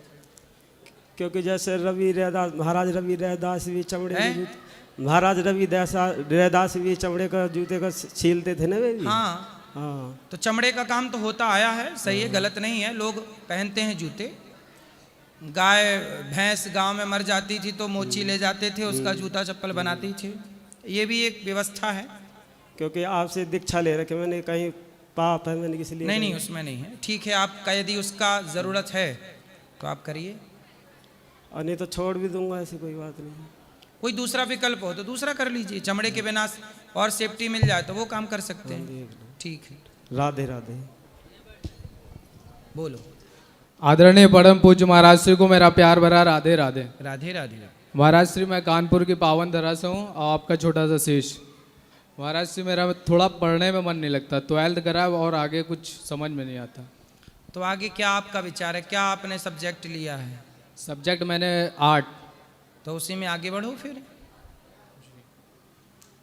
देखो, एक विषय पकड़ लो जो आपका मन करे और जिस पे आप काम कर सकें, उसको पकड़ लो, उस पर चलते चलो और उस विषय के अपने आप में मास्टर बनो, स्पेशलिस्ट बनो। कौन सा काम है जिसके स्पेशलिस्ट उस सब्जेक्ट में, उस क्षेत्र में नाम ना कमाए हों? क्या आर्ट में जाके लोगों ने इतिहास नहीं रचा? क्या नाम नहीं कमाया? क्या पैसा नहीं कमाया? हर क्षेत्र में व्यक्ति सफल हो सकता है, बस लगन हो तो। किसी भी, लता जी संगीत के क्षेत्र में सफल हो गई, कोई बिजनेस के क्षेत्र में सफल हो गया, कोई आर्ट के क्षेत्र में, कितने बड़े बड़े आर्ट हैं। अभी मैंने सुना कि एक पेंटिंग 1.5 करोड़, कितने करोड़ की एक पेंटिंग बिकी है। एक पेंटिंग थी भगवान कृष्ण की और मैया यशोदा की, वो पेंटिंग कई करोड़ की बिकी है। एक पेंटिंग इतनी बड़ी है, ये मान लीजिए इतनी बड़ी पेंटिंग करोड़ों की।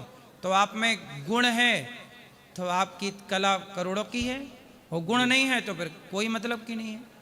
तो आपकी योग्यता हर क्षेत्र में विकसित कर सकते हैं आप। अपने को निखारना है बस।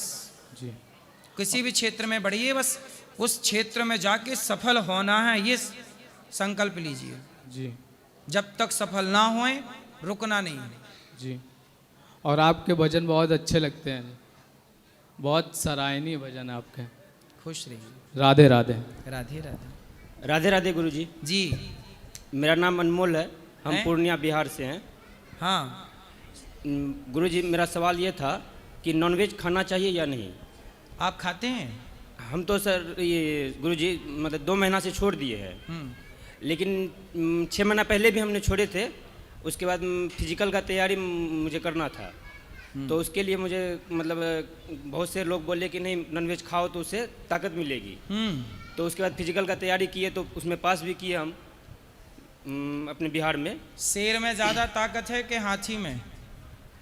हाथी में। हाथी में। और हाथी नॉनवेज नहीं खाता, मांसाहार नहीं करता। हम तो छोड़ दिए, फिर से छोड़ दिए गुरुजी। धरती का सबसे ताकतवर जानवर शाकाहारी है हाथी, है कि नहीं? जी गुरुजी। शेर के ऊपर पांव धर दे तो शेर मर जाएगा एक पांव में। जी। तो आपको ये किसने बता दिया कि मांस खाने से ताकत आती है? हम तो नहीं खाना चाहते हैं, लेकिन बहुत से लोग बोलते हैं नहीं खाओ, से अभी उम्र है तुम्हारे खाने का, क्यों छोड़ दिए? कौन ऐसा बोलता है? हमारे घर के लोग भी बोलते हैं, कुछ दोस्त लोग भी बोलते हैं। तो दोस्त लोगों को बोलना कि जब तुम्हारे पिताजी मरें तो मेरे पास ले आना, मैं पका के खाऊंगा। शमशान ले जाने की क्या ज़रूरत है भाई? जब मांस खा ही रहे हो तो बकरे का क्यों, मछली का क्यों, मुर्गा का क्यों, अपने दादाजी का क्यों नहीं? दादाजी शमशान नहीं जाएंगे, अब कहाँ जाएंगे? आपके पेट में। ठीक है, हम तो छोड़ दिए हैं गुरुजी। तो जो आपके दोस्त लोग सलाह देते हैं उनके दादाजी जिंदा है कि मर गए? लगाओ फोन दोस्तों को, बोलो दादाजी जिंदा है कि मर गए। मरने की तारीख जैसी पता चला दौड़ के जाना, चलो पकाएंगे इनको, और पका के खाना सारे दोस्तों के साथ। भाई मांस तो मांस है। जी गुरुजी। आदमी का है कि जानवर का है? भाई मांस तो मांस है। जी। तो जब बकरे का खा रहे हो, मछली का खा रहे हो, मुर्गे का खा रहे हो, तो फिर दादा का क्यों नहीं खाओगे? दोस्तों से पूछना इस बात को। जी गुरुजी। ठीक है। मांस खाना, स्वाद के लिए अपना पेट भरना, किसी जीव की हत्या करना, ये मनुष्य का धर्म नहीं है, ये कुत्तों का काम है। शेर मांसाहारी है, आप नहीं, आप जन्मजात शाकाहारी हैं। जब आपके पास विकल्प है दाल रोटी का, 56 भोग का, और ताकत मांस में नहीं है साहब। राम शाकाहारी हैं, राम से ज्यादा ताकत किसमें है? हनुमान जी शाकाहारी हैं। अच्छा बताओ, हनुमान जी शाकाहारी हैं कि मांसाहारी हैं? शाकाहारी हैं। हनुमान जी की ताकत कितनी है? जी गुरुजी। फिर जी, मन में वही सवाल आते हैं कि मतलब खाना चाहिए या नहीं। हम तो छोड़ दिए 2 महीना से, और आगे भी मतलब नहीं खाना चाह रहे हैं। शाकाहार करो भैया, पाप ना कमाओ। नहीं, इसलिए छोड़ दिए। और अपने दोस्तों को आपके बोलना, भजन सुन के छोड़ दिए। अपने दोस्तों को क्या बोलोगे? उनको भी छुड़वा दूंगा। ना छोड़े तो उनके दादाजी को खा जाना तुम। और कोई भी शमशान जाए तो सामने खड़े हो जाना, नहीं इतना मांस क्यों बर्बाद करना है, पका उसको। ठीक है। जी गुरुजी। जैसे को तैसा। एक सवाल और था गुरुजी। जी। मेरे जो है मतलब पुलिस में जॉब होने वाली है, मतलब अभी ज्वाइनिंग होने मतलब आने वाली है, तो उसमें जो क्या कहते हैं कोई अपने इच्छे से मतलब कुछ रुपया देते हैं तो लेना चाहिए या नहीं? अच्छा, आप पुलिस में हो नहीं, अभी मतलब हुआ है, मतलब अभी हो गया। हाँ, मतलब तो सामने वाला काहे पैसा देगा आपको? कुछ काम करवाने के लिए देते हैं। अच्छा, जैसे आपने किसी का काम, गाड़ी जाने दी, नहीं होता है ना, मतलब गुरुजी गाड़ी वाड़ी जाने दी तो पैसा दे देता, ले भाई 10 रुपए ले ले। नहीं, बहुत से लेते हैं, मतलब अपने जो लेते हैं उनका बैकग्राउंड चेक करना। वही सवाल था, मतलब अभी तो हम जितने लोग बेईमानी का पैसा लेते हैं उनके परिवार को देखना झांक करके। जी गुरुजी। बेटा कैसा है, परिवार कैसा है, गंदगी मची है बेटा। बेईमानी का धन लेके सुखी कोई नहीं है। जितने भी पुलिस वाले या जितने भी सरकारी दफ्तर, प्राइवेट, किसी भी चीज में जहां आप गलत पैसा भ्रष्टाचार कर रहे हैं, आप उनके परिवार को देखना, कितने परेशान हैं वो, जी अशांति कितनी है। पैसा, गलत पैसा हमेशा दुख देता है, सही पैसा ही सुख देगा, याद रखिएगा। पैसा सुख कम देता है, गलत पैसा दुख ज़्यादा देगा। इसलिए भैया हमें ज़्यादा नहीं चाहिए, नमक रोटी खाओ, खुश रहो। खुशी चाहिए कि पैसा चाहिए? खुशी चाहिए गुरुजी। शांति, खुशी चाहिए तो ईमानदारी, मेहनत का कमाओ। फिर देखना 1 करोड़ रुपया कमाने वाला व्यक्ति गलत तरीके से कमा रहा, उसका देख लेना जीवन कैसा है। और सही 1000, 10,000 भी आप कमाते हो, आप ज़्यादा खुश हैं। पैसा कमाओ, ईमानदारी से कमाओ, बेईमानी क्यों करना है? जी वही सवाल था मेरा। ठीक, राधे राधे गुरुजी। जी राधे राधे गुरुजी। जी गुरुजी, मेरा सवाल ये था, जब हम लोग परमात्मा के अंश हैं और मरने के बाद आत्मा परमात्मा में विलीन हो जाती है, तो जो हम लोग कर्म करते हैं वो तो मन भोगता है, अच्छे कर्म स्वर्ग जाते हैं और बुरे कर्म नरक जाते हैं। तो हम लोग क्यों डरे पाप से या पुण्य से? हमें तो परमात्मा में विलीन हो जाना है, हम लोग तो आत्मा है। आप आत्मा हैं, लेकिन आत्मा को तो सुख दुख होता ही नहीं है। हाँ गुरुजी। तो आत्मा को सुख दुख नहीं होता तो फिर नरक स्वर्ग कौन जाएगा? वो तो मन जाएगा गुरुजी। सूक्ष्म शरीर जाता है। कौन जाता है? सूक्ष्म शरीर। सूक्ष्म शरीर। जैसे आप सपना देखते हो, हाँ गुरुजी, तो सपने में कई बार आपको डर लगता है कि नहीं? हाँ गुरुजी। भागते हो सपने में, हाँ। तो सपने का डर आपका ही डर था कि किसी और का था? वो तो डर लगता है गुरुजी। हाँ, ऐसे ही मरने के बाद जो आपका सूक्ष्म शरीर स्वर्ग नरक की यातना भोगेगा, वो आपको भोगना पड़ेगा। जो शरीर सपना देखता है, सपना देखने वाला शरीर कौन था? सूक्ष्म शरीर। सूक्ष्म। वही सूक्ष्म शरीर को पकड़ के यमदूत ले जाएंगे, वही नरक स्वर्ग जाएगा, तो उसे तो सुख दुख होता है। हाँ तो हमारा जो पाप है वो हमें ही भोगना है। कौन भोगेगा? आपका अच्छा बुरा आपको ही भोगना पड़ेगा। वो सूक्ष्म शरीर भोगेगा ना गुरुजी। तो सूक्ष्म शरीर ही तो है, वही तो अभी भी। अच्छा ये बताओ, अभी आपको सुई चुभ हो ही जाए, हाँ गुरुजी, तो दर्द किसे होगा? बताओ। वो तो होगा मुझे। किसे होगा? मैं ये पूछ रहा हूँ कि आपको सुई चुभ हो ही जाए तो दर्द किसे होगा? वो तो सूक्ष्म शरीर को होगा गुरुजी। हाँ, तो सूक्ष्म शरीर को तो दर्द अभी भी हो रहा है, सुख दुख अभी भी वही भोग रहा है। स्थूल शरीर सुख दुख थोड़ी भोग रहा है। इसे बहुत गहराई से समझने का विषय है। जैसे आपको सुई चुभ हो गई और आपका ध्यान कहीं और था, यदि आपका मन कहीं और था और सुई चुभ हो गई, तो क्या आपको उसका दर्द होगा? हाँ गुरुजी। नहीं होगा। यदि आपका मन कहीं और है, ध्यान कहीं और है, तो आपको सुई चुभ हो ही जाएगी, आपको पीड़ा नहीं होगी। लेकिन जब ध्यान वहीं होगा तब दर्द होगा। एक बार गणितज्ञ थे आर्यभट्ट जी, उनको कोई दिक्कत हो गई तो डॉक्टर के वैद्य जी के पास गए, तो वैद्य जी ने कहा कि आपका ऑपरेशन करना पड़ेगा। उस जमाने में शून्य का इंजेक्शन नहीं था, शून्य करते हैं ना, हाँ गुरुजी। शून्य का इंजेक्शन नहीं था। अब ऑपरेशन करने के लिए काटना पड़ेगा, वो काटेंगे तो दर्द होगा, चीरा लगाना पड़ेगा, फिर टाँके लगाने पड़ेंगे तो दर्द होगा। तो महान गणितज्ञ आर्यभट्ट जी ने कहा कि वैद्य जी आप इलाज करिए। उन्होंने अपने मस्तिष्क में एक कठिन सवाल ढूंढा, जो कि गणितज्ञ थे। तो आर्यभट्ट जी ने अपना पूरा दिमाग उस सवाल के हल में लगाया। दिमाग चल रहा है सवाल की खोज में, हल की खोज में, पूरा दिमाग वहाँ चल रहा है, मन वहाँ काम कर रहा। और यहाँ वैद्य जी चीरा लगा रहे हैं, उन्हें दर्द नहीं हो रहा है। क्यों दर्द नहीं हो रहा है? क्योंकि ध्यान कहीं और है। कहीं और था उनका। जब ध्यान कहीं और होगा तो कई बार ना आपकी आंखें खुली होती हैं पर ध्यान कहीं और होता है तो आप देख नहीं पाते। जी गुरुजी। तो ध्यान कहीं और होने से आप सुन नहीं पाते। सही है ये बात की गलत है? हाँ सही है गुरुजी। तो इसका क्या मतलब है कि आपका ये शरीर है स्थूल शरीर, शरीर तो डिब्बा है आज भी, इसके भीतर जो सूक्ष्म शरीर है वही आज भी एक्टिव है, वही सब कुछ कर धर रहा है। तो वही भोक्ता बनेगा स्वर्ग और नरक का।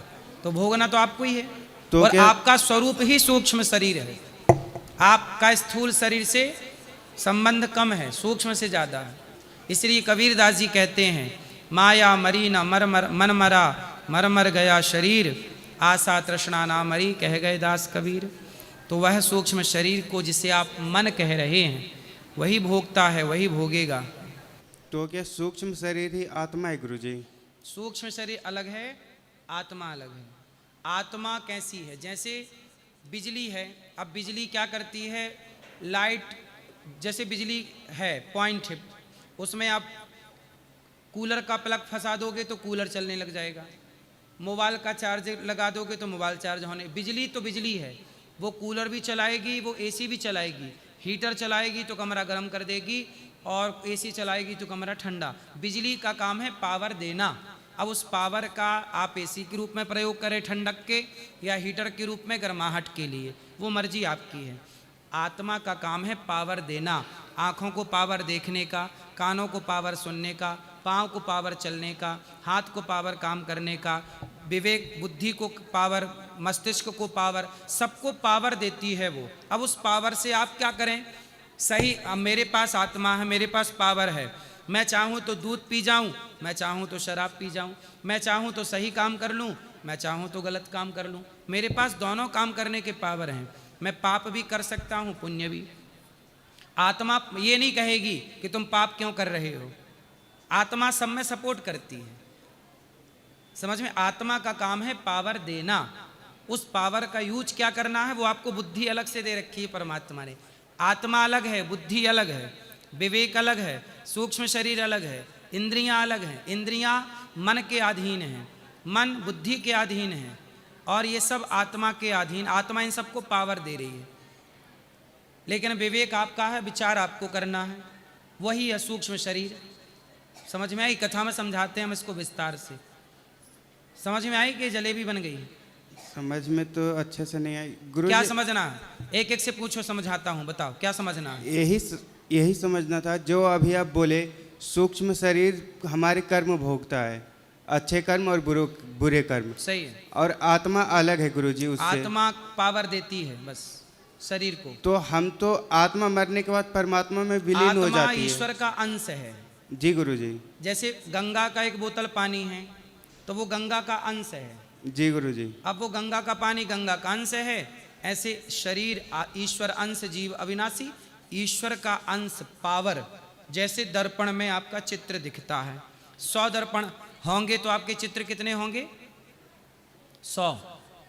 एक आप हैं लेकिन आपके सामने 100 दर्पण होंगे तो आपके प्रतिबिंब कितने हो जाएंगे? 100। ऐसे ही परमात्मा का प्रतिबिंब ही आत्मा है, ईश्वर का अंश है वो। जैसे दर्पण में आपका प्रतिबिंब है, ऐसे शरीर के दर्पण में आत्मा ईश्वर का प्रतिबिंब है। तो ये आत्मा का आपसे कोई लेना देना नहीं है। आपके पाप पुण्य से आत्मा का कोई मतलब नहीं है। आत्मा नैनम छिंदंती शस्त्राणी नैनम दहती पावका। आत्मा का मतलब मेरे से, मैं तो आत्मा ही हूं ना गुरुजी। बेटा आप आत्मा तो हैं, लेकिन आत्मा के अतिरिक्त भी तो जो आप पाप करेंगे, पुण्य करेंगे, वो कहाँ जाएगा? ये बताओ। जो आप पाप किए, किसी को मारा एक थप्पड़, किसी का दिल दुखाया, या किसी को रोटी खिलाई, जो पुण्य आपने किया, जो पाप आपने किया, वो कहाँ जाएगा? वो कौन भोगेगा? आप बताओ। वो तो अभी आप बोले सूक्ष्म शरीर भोगता है। तो सूक्ष्म शरीर भोगेगा ना। वही तो बता रहे हैं कि आत्मा का पाप पुण्य से कोई लेना देना नहीं है। आत्मा का काम है आपके अंदर आके आपके शरीर को एक्टिव करना। जैसे ही आत्मा निकलेगी तो आँखों की रोशनी चली जाएगी, आत्मा निकलेगी शरीर खत्म हो जाएगा, जड़ हो जाएगा, लोग ले जाके जला देंगे। तो आत्मा के रहते ही शरीर एक्टिव है। आत्मा के रहते रहते भी आँखों में अंधापन आ जाता है, पाँव में लंगड़ापन आ जाता है, मतलब आत्मा का पावर वहाँ से हट गया, आत्मा की शक्ति वहाँ से हट गई। तो जहाँ से आत्मा की शक्ति हटी वो अंग डैमेज हो जाता है। जी गुरु जी, यही मेरा सवाल था। जब मैं आत्मा हूँ और कर्म सूक्ष्म शरीर भोगता है तो आत्मा जैसा कि कहते हैं मरने के बाद परमात्मा में विलीन हो जाता है, तो मैं तो परमात्मा में विलीन हो जाऊंगा और जो कर्म है वो सूक्ष्म शरीर भोगेगा। हाँ, तो उससे मुझे क्यों डरना चाहिए? डरना बेटा आप समझ ही नहीं पा रहे हो अभी जो हम कह रहे हैं। आप लोगों ने सुना है कि मैं आत्मा हूँ? जी सुना है? जी गुरु जी। मैं आत्मा नहीं हूँ, आत्मा तो ईश्वर का अंश है। मैं आत्मा कैसे हो सकता हूँ? मैं ही तो ईश्वर का अंश हुआ गुरु जी। आत्मा ईश्वर का अंश है। आपने जो कर्म किए हैं, आप जो कर्म किए हैं पाप और पुण्य, उसे तो आपको भोगना ही पड़ेगा ना। अवश्यमेव भोक्तव्यम कृतम कर्म शुभाशुभम, लिखा है। आपको कर्म का दंड मिलेगा, भोगना पड़ेगा। और आत्मा भोगती नहीं है, गीता में स्पष्ट लिखा है। जी गुरु जी। जब गीता भोगती, गीता के अनुसार आत्मा नहीं भोगती, तो फिर आपको ही भोगना पड़ेगा। और आप क्या हैं? आप सूक्ष्म शरीर हैं। आप अपने आप को थोड़ी देर के लिए आत्मा से हटा के अपने को सूक्ष्म शरीर समझ लीजिए। मैं क्या हूँ? मैं वही सूक्ष्म शरीर हूँ, मैं वही हूँ। सूक्ष्म शरीर 4 चीज़ों से मिलकर बना है, जिसे अंतःकरण चतुष्टय कहते हैं, मन बुद्धि चित्त अहंकार। आप सूक्ष्म शरीर हैं। थोड़ी देर के लिए अपने को आत्मा से हटा के सूक्ष्म शरीर की दृष्टि केंद्रित करके सोचिएगा। आत्मा तो परमात्मा में लीन हो जाएगी। अब बचा कौन? सूक्ष्म शरीर, और वह आप हैं, वह भोगेगा। आपको ही भोगना है, बचोगे नहीं। समझ नहीं आया गुरु जी। क्या नहीं समझ में आया? पूछो। यही जब फिर से आप बोले सूक्ष्म शरीर भोगेगा और आत्मा परमात्मा में विलीन हो जाएगा, तो क्या ये हुआ कि मैं आत्मा हो के अपने आप को सूक्ष्म शरीर मान रहा हूँ? आत्मा नहीं हूँ मैं सूक्ष्म शरीर हूँ। तो क्या मैं अपने स्वरूप को भूल के सूक्ष्म शरीर मान रहा हूँ, इसके बदले में मुझे भोगना पड़ेगा? मेरा जो स्वभाव है, मेरा जो 2-3 शरीर होते हैं। शरीर कितने होते हैं? 3। कौन कौन से? स्थूल, सूक्ष्म और कारण। कारण शरीर होता है जिसके कारण हम अन्य योनियां लेते हैं किसी कारण से, बस वो कारण शरीर। हम यहाँ 2 शरीरों की बात करें, स्थूल और सूक्ष्म। स्थूल ये खड़ा है, ये जो खड़ा है ये कौन सा शरीर है? स्थूल शरीर। ये यहीं चिता पे जल जाएगा। जी गुरु जी। चिता पे जल गया, शरीर चिता पे जल गया। जी गुरु जी। आत्मा भगवान से मिल गई, अब बचा कौन? सूक्ष्म शरीर। सूक्ष्म, वो भोगेगा कर्म का फल। तो क्या मैं सूक्ष्म शरीर हूँ? हाँ, आप सूक्ष्म शरीर हैं। ठीक है गुरु जी। अब समझ में आई? जी गुरु जी। क्या समझ में आया? कि मैं आत्मा नहीं सूक्ष्म शरीर हूँ। मैं सूक्ष्म शरीर हूँ, मैं वही सूक्ष्म शरीर हूँ।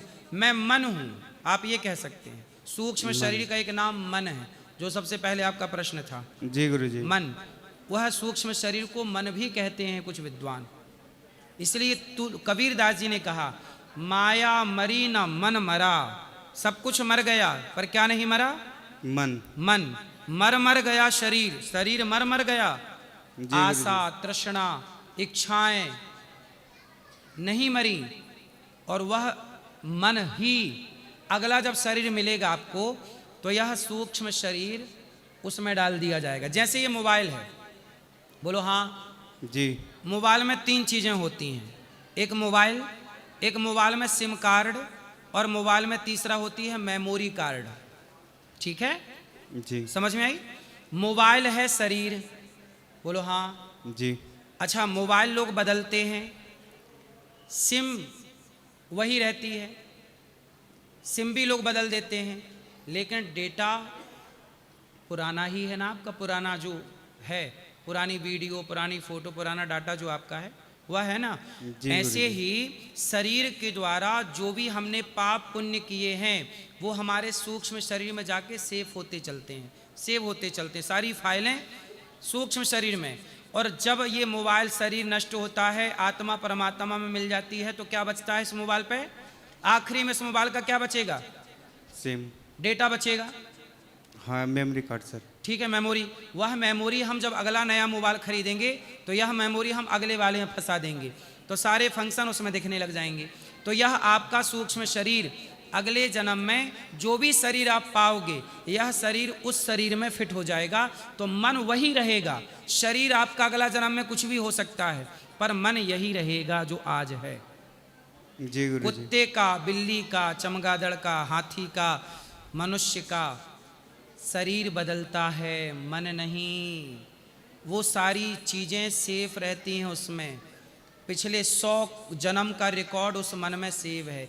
कई बार आप सपना देखते हो, ऐसा सपना देखते हो जिस सपने का आपके जीवन से कोई लेना देना नहीं है। ऐसा सपना भी कई बार आ जाता है, आता है कि नहीं? जी गुरुजी। वो सपना हमारे पिछले किसी जन्म का हुई घटना। सपना कभी मिथ्या नहीं होता। कुछ सपने जैसे हम लोग कह देते हैं, जैसे अभी एक भैया ने पूछा क्या सपना सही होता है, मैंने कह दिया कुछ सपना सही होता है, कुछ गलत होता है। क्योंकि सपने गलत नहीं होते। या तो सपने जो घटना घट चुकी है आपके साथ वो दिख रहा है, या जो घटने वाली है वो दिख रही है। कहीं भी घटी होगी किसी भी जन्म में, वो आपके अंदर सेफ थी, वो कभी कभी पिक्चर फंस गई, चलने लगा, आपको वो दिखने लगा। इसलिए करोड़ों संस्कार आपके भीतर हैं, करोड़ों जन्मों के संस्कार मेरे इस मन ने संभाल रखे हैं। इसलिए तो मन इतना चंचल है, इसलिए तो संत जन मन को कंट्रोल करते हैं। पूरा खेल मन का है। मन के हारे हार है, मन के जीते जी। मन लग गया भगवान में, सही। मन लग गया संसार में, गलत। मन के हारे हार है, मन के जीते जी, सही है। जी गुरुजी। पूरा खेल किसका है? मन का। यही है सूक्ष्म शरीर, और यही स्वरूप है आपका, यही स्वरूप है मेरा। जी। एक बात और समझ में नहीं आई। क्या? संत जन बोलते हैं, जैसे प्रेमानंद जी भी बोलते हैं, तुम मन नहीं हो, तुम हो परमात्मा के अंश। तो वो ऐसा, तो भगवान के अंश को फिर भोगेगा कौन? फिर सवाल खड़ा हो जाएगा वही वाला। वही सवाल अभी भी समझ में नहीं आया सही से गुरुजी। मैं बता तो रहा हूं कि आत्मा से अपने को हटा लो थोड़ी देर के लिए, सूक्ष्म शरीर मानो। सूक्ष्म शरीर मानने पे समझ में आता है गुरुजी। हाँ, पर मानना एक अलग बात होती है। और नहीं, अब मानो नहीं, है ही है, वो सत्य यही है। अब लोग इतने डीप पे जाते नहीं तो कह देते हैं कि मैं आत्मा हूं। अब जो आत्मा चिल्ला रहे हैं अपने आप को, फिर ये सवाल उनसे पूछना कि तुम आत्मा हो तो भोगेगा कौन? आत्मा तो भोगती नहीं है। फिर यही प्रश्न कट जाएगा ना। जी गुरुजी, यही समझ में नहीं आया। तो आत्मा यदि मानते हैं तो भोगेगा कौन? फिर आपका सवाल जायज है कि भाई मैं थोड़ी भोगूंगा। फिर आत्मा को केंद्र में रखते हैं तो फिर समाधान नहीं निकलेगा। निकलेगा? नहीं। वो केंद्र में यदि सूक्ष्म शरीर को रखते हैं तो समाधान निकल रहा है। जी गुरुजी। तो फिर आत्मा की बातें इसलिए करते हैं क्योंकि उससे आगे के डिस्कशन तक पहुंचते नहीं हैं लोग। क्योंकि इतनी गहराई बातें कौन करता है, सोचता कौन है? बोलो। तो जब नहीं सोचता तो ऊपर ऊपर चलता रहता है। अब लोगों को समझाना तो है ही, तो कह देंगे भाई तू रो मत, तू तो आत्मा है। ये तो समझाने की बात है। वही बात हो गई ना, रो मत बेटा, हौवा आ जाएगा। लड्डू खा ले वरना हौवा आ जाएगा। हौवा सुना ये बात? हाँ गुरुजी। तो हौवा थोड़ी आता है, पर समझाने के लिए है। समझ गया गुरुजी। अब रो मत कौन आएगा? हौवा। हौवा नहीं आता, पर बच्चे को यही गुरुजी की हम मन नहीं सूक्ष्म शरीर, आत्मा नहीं सूक्ष्म शरीर है। मैं ईश्वर का अंश हूँ। जी। किस भाव से अंश हूँ? आत्मा के भाव से तो अंश हूँ, क्योंकि आत्मा है, पर आत्मा तो परमात्मा का स्वरूप है, उसे तो चली जाना है, उसे कोई मतलब नहीं है मेरे से आपसे। जी। स्वतंत्र है। पर जो मैंने पाप कर्म किए हैं वो भोगना पड़ेगा। इस सिद्धांत को मानते हो तो सूक्ष्म शरीर ही केंद्र में आएगा। मतलब आत्मा मेरे से अलग है, वो परमात्मा में चली जाएगी, और जो कर्म करेंगे वो हम भोगेंगे। वो हम भोगेंगे सूक्ष्म शरीर के भाव से।